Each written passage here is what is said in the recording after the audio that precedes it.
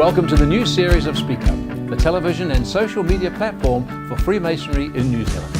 I am Barry Rushton, your host, and thank you for joining us this evening. It is my pleasure this evening to have two special guests who are both recipients of university scholarships awarded and administered every year by the Freemasons charity.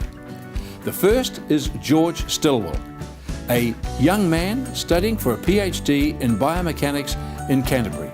And my second is an Iranian lady, Hamidah Asadi, who has been awarded a postgraduate scholarship of $10,000 to continue her incredible career. Both of these recipients are typical of the quality of youth the Freemasons charity and scholarship program are proud to support. Rounding out the show, of course, is our regular contributor, Graham Houston, who has travelled to Northland and found an incredible charity supported by the Freemasons called Kind Hands. George Stillwell, lovely to see you, mate. And congratulations on the scholarship that you got from the Freemasons University Scholarships. Good on you. Thanks. It's a great achievement for sure. Now, George, you haven't always been in Christchurch, of course. You grew up in Ngatea, right? Yeah. Tell us a little bit about Ngatea and what it was like growing up there, the small little Hauraki Plains town. Yeah, so Ngatea is a small town on the Hauraki Plains that's basically a farming community. And so because it's such a small place, it means that everyone in the community has a role to play for getting things done. So when I was younger, I was involved in hockey because Ngatea is a small town that has a hockey turf. And so basically a lot of my high school life kind of revolved around hockey, either playing it or coaching it or umpiring it. So the high school now, I know Ngatea's, I don't know the population, it's only about 1,400 people, isn't there, in Ngatea? Yeah, sounds about right. So did you go to another college? Was there a college in Ngatea? So yeah, there's a college in Ngatea called Hauraki Plains College, and that kind of facilitates all the smaller towns that are around. So a lot of people kind of bus in from a 30-minute radius kind of from the town. So they take the lad out of the country and transport you all the way down to Christchurch.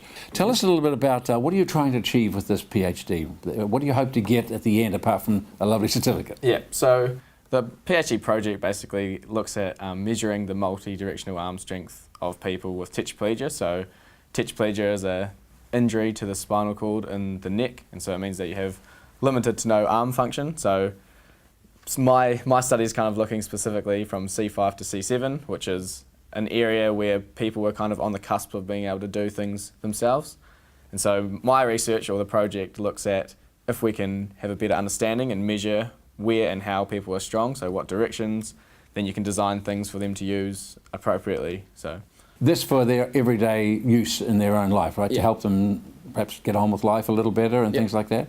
Tetraplegia means that generally they won't have any movement in the lower part of the body as well, is that correct? Yeah, so below the injury level they have no movement and sometimes no sensory, they're not able to feel either. So for those in the audience, C5, C7 obviously is just at the bottom part of the cervicals and just right where the neck joins the shoulders, basically. Yeah.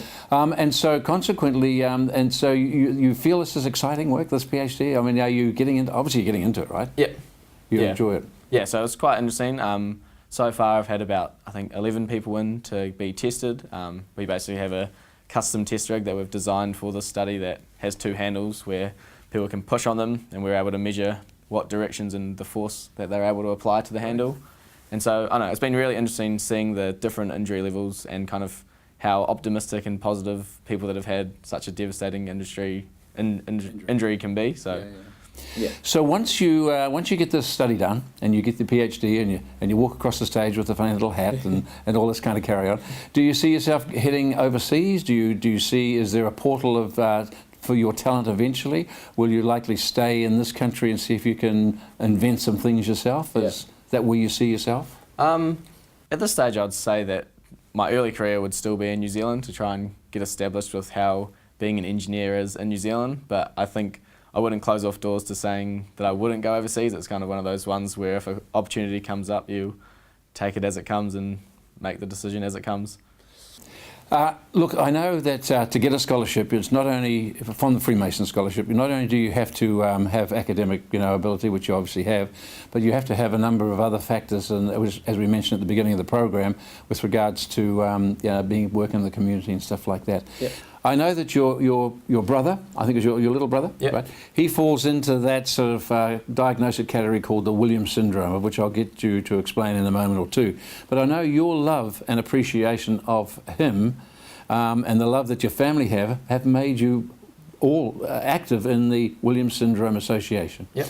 So tell us a little bit about the joy that your brother brings to your family, and what the association is doing to help people who have been diagnosed with this Williams syndrome. First of all, tell us a little bit about what the Williams syndrome is. Yeah, so Williams syndrome is a genetic condition caused by a microdeletion on chromosome 7, and it affects approximately 1 in 10,000 people worldwide. So there's, I think, between 100 and 200 people in New Zealand that have it. And yeah, basically it's characterised by a super friendly nature as kind of the most common description of it, but it also comes with a few challenges, which include learning disabilities, or heart problems, or eye problems, or and also too, perhaps I think when they get a little bit older, right, they sometimes can be a little bit depressed and things, right? Is that correct? Yeah, well, yeah, there's unique challenges that come along with the condition. So Freemasons themselves support a camp called Camp Quality, which is a camp set up to help children overcome or deal with cancer and actually to be kids again. Yeah. Now, I know that you have quite a bit of involvement with the Williams Syndrome Association camps, biannual camps, right? Yep. Tell us a little bit about those, how they work and what the joy they must bring. cool, yeah. So the Williams syndrome camps happen every 2 years, and they're basically an opportunity for all the families of people with Williams syndrome and the people with Williams syndrome to come and meet. And so it's kind of beneficial for, I know there's 3 kind of main, I suppose, stakeholders that you could talk about, but for parents it's awesome for them to be able to come and meet other parents who either have children that are younger with Williams syndrome or children that are older, and be able to kind of share experiences. We also get people like doctors to come in from overseas to give talks and give a bit of information about what research has been completed and how this might help them. For people with Williams syndrome, it's awesome for them to be able to share and reconnect with a genuine friendship that they have for other people, someone that's just like them. And then you also have people like me, like the siblings of people with Williams syndrome, who all of a sudden are able to share what our normal is like, and kind of just, you know, get on and talk about how it is like having a sibling with Williams syndrome. So I think that leads in a little bit to what you have set up yourself on a social media platform, right? You've created a thing called Williams Syndrome Wednesdays, is that correct? Tell us how that works, because it sounds interesting from what I've seen of it. Cool, yeah, so Williams Syndrome Wednesday is on the New Zealand Williams Syndrome Facebook page. We make a post every Wednesday that basically gives an opportunity for someone with Williams Syndrome or someone who knows someone with Williams Syndrome to share a story about what it's like living with the condition. And so this can be hugely beneficial for people getting support, or people who have younger children with Williams Syndrome that can say, oh wow, look, there's someone that's just like my son that has got a job at Mitre 10, or is doing this, or is going to the Special Olympics, and I don't know, gives a lot of hope and shows that even though they have this condition, they can still live meaningful lives. Good on you. I mean, it's a terrific community thing that you're doing. One thing I'd like to ask you, George, of course, is that, you know, scholarships. Before receiving the scholarship and however you applied for it, did you know much about Freemasonry beforehand? Was there any part of the family that might have had been Freemasons that you know of? Nothing? No, not that I know of. I didn't know much about it, to be honest. The only kind of thing I know is that there was a lodge that was in Ngatea that had been, I think, maybe donated to the school to use for their music productions and stuff now. But other than that, I hadn't really heard much at all. Now, George, it's an obvious question, all right? But the Freemason scholarship, university scholarship of, I think it was $6,000 that you got. How's that going to help you with the study? I know that you're not going to have a big party in the dorm or anything like that. So how did you use that, or where will you use that to assist you in your studies? Yeah, so basically I've been using the money from the scholarship to help facilitate myself in doing things that postgrads do. So an example of this was when I went to LA a few weeks ago for a conference. I was able to use some of that money to support myself while I'm over there, and to make sure I get the most out of that opportunity. How do students like yourself go and actually, are you approached to actually apply for it? Can you look for an area where scholarships are being made available? Yeah. What's that procedure there? Yeah, so at UC, basically they have a scholarships website where you can look up all the scholarships that might be available or might be applicable to you, and then from there they have a portal that gives you all the information that you need to supply, and then how to basically apply for the scholarship.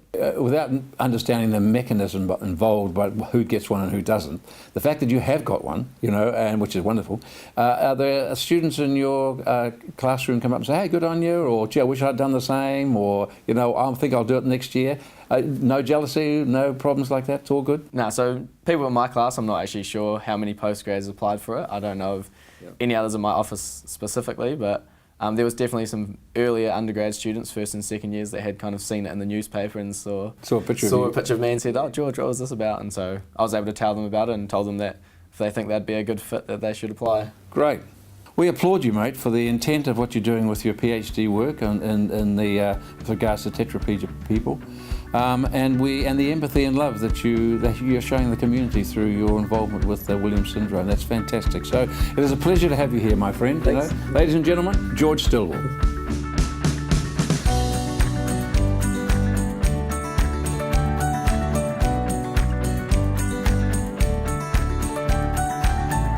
Welcome, Hamidah. It is just lovely to see you, and thank you for coming along. Oh, thank you for inviting. Hamidah, the audience may not know, and I'm going to tell them right now, that you have been awarded a scholarship from the Freemasons charity. It's a postgraduate scholarship of $10,000, which I know goes a long way. But before we get into our little chat, I thought I'd just like to tell the audience basically what these scholarships are about.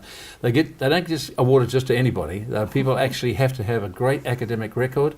They have to be New Zealand resident or hold permanent residency. They actually have to demonstrate good citizenship and show leadership potential, and also have a great community involvement. And you have got that in spades. I just don't know how you do it. So welcome, and thank you for coming along today. And thank you so much. Well, it's great to have you.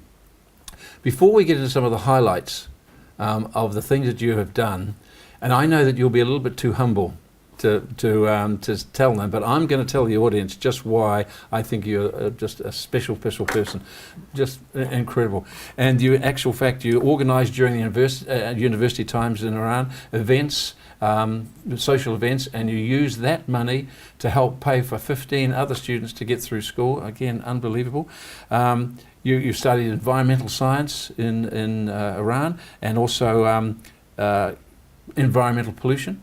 Control environmental pollution. That's right. Which great. Came to New Zealand and started a bachelor's in the food technology area. Right. Is that correct? You have now 3 successful products that you have put on the market by yourself already.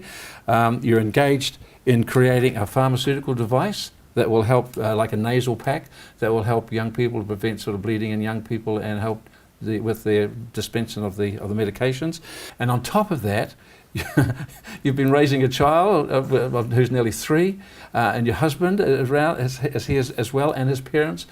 I just take my hat off to you. It is just remarkable what you have done. I try my best to use every moment of my life to help my friends and my community, and also I told you get benefit from them as well. Tell me a little bit about life in Iran before you left. What was that like? Before coming to New Zealand, I never had any English course. So English language was a struggle for me, but I tried to be self-confident and say, if you could do it in your country, we can do it here as well. Yeah. And I found that in New Zealand, you don't need to attend any international exam, so you just can come, enroll and start your study. I was accepted for English Academic Study Level 2, and I couldn't imagine that I improved myself within 1 year. That much, yeah. I did that course and applied for Bachelor of Food Science in IUT. I expect to finish it next year. So it was about 7 years of continuous study. Well, I know your life is, from what I've read, is involved with science. It's very seldom that actually a number of people actually have one passion, but I know that there's two real, well, apart from your family, there's 2 great passions that you have, right? Actually, those are the main ones. They're the main ones. Tell me what they are and tell us why you like them so much.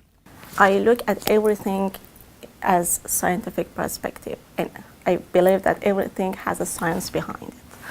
So, yeah, I like to get involved into the problems, think about them, and create solutions for them.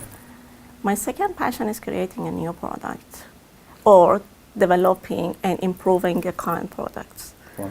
I really enjoy when this is something that I can improve and improve its functionality or even recycle it. And I do it in my daily life as well. Tell us about the crisp and crunchy chicken. I mean, that would just attract me just immediately, I can tell you. When I came to New Zealand, I tried KFC. And it was good, but not as good as I expected. So during the last 6 years, I was thinking about how I can make a coat which tastes similar to that, but much better and much healthier. So I came up with a coat that is made of spices only, so there isn't any other ingredients that may cause health problems. You can try. I know you've got it in a couple of stores already, I believe, right? And one of them in Queen Street. If you want to try, they will start from next week. Let me tell you right now. Yeah. Tell me this, I know it's an obvious question, but at this time in your life, this the Freemason Scholarship that's come your way, I mean, tell me how that's affected, or may not affect you, how it helps with you. Where do you see this being a blessing for you? At this point, I really like to express my gratitude to Freemasons for giving this scholarship, because during the last year I was really struggling financially and had to work for more hours during the week, so I really couldn't concentrate on my project. I did the lab work but no time for writing. But this scholarship helped me to reduce my working hours this semester and focus on studies, so I could finish all of the experiments by end of August, and I've started writing my thesis now. You know, I'm sure all the scholarships and the Freemasons give 8 of the type of scholarships that you received to 8 different worthy people, and I think it's 20 of the ones for undergraduate. So they are contributing at least $200,000 a year in these scholarships, which is fantastic. But I'm sure that I won't find another person who's more deserving than you. Thank you so much. You're an inspiration to us. Thank you so much. Thank you for coming. It's been great. I appreciate it.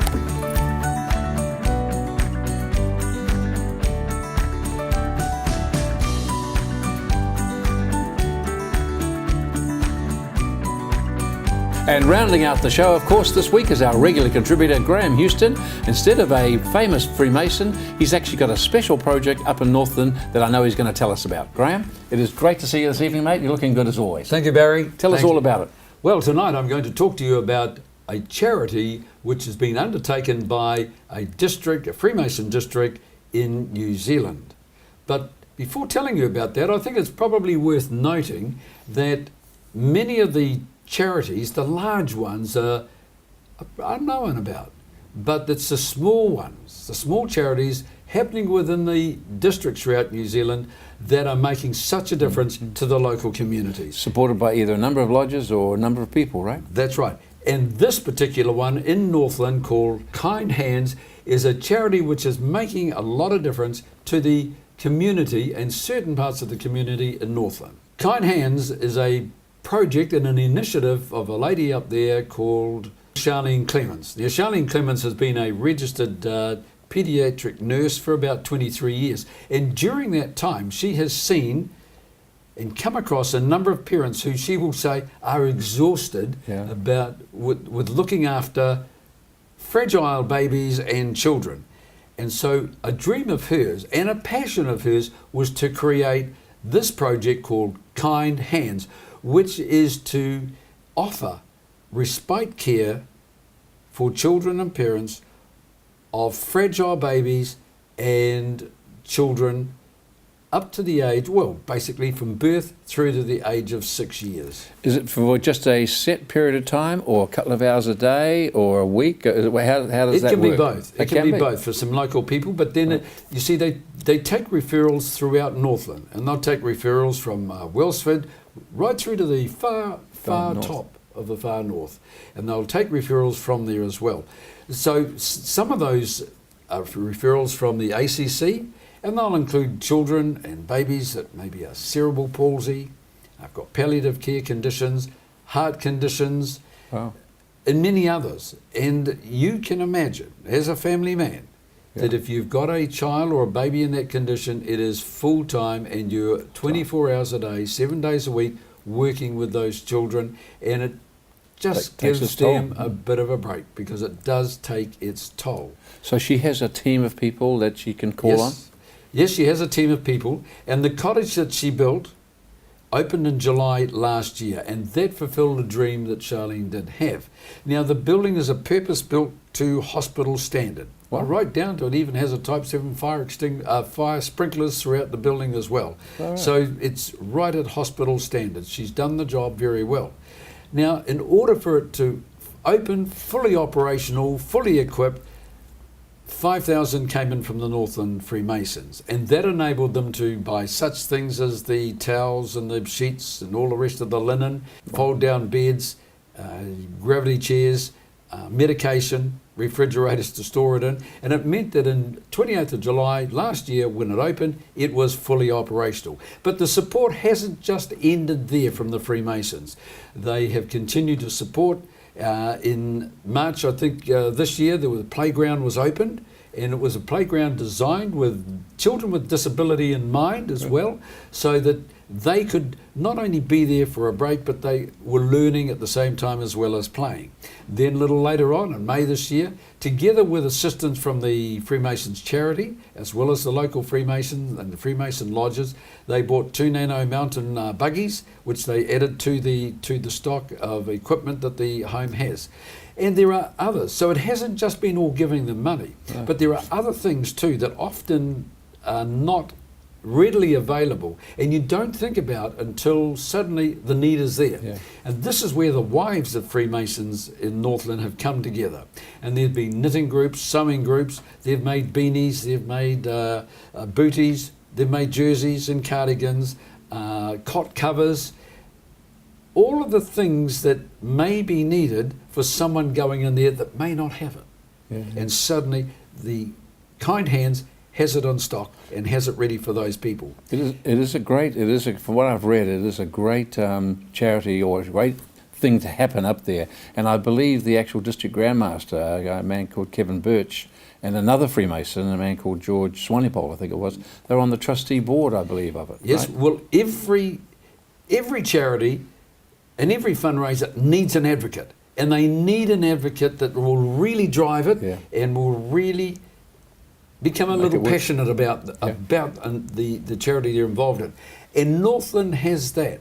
In the Freemasons, in the local district Grand Master up there, Kevin Birch and his wife Jude, who have been very passionate, and they've taken the cause of Kind Hands not only around the Northland area, they've taken it out beyond that area, and they've tried to enlist funds, and they have enlisted the aid of the Freemasons charity, the New Zealand body, to help and assist there as well.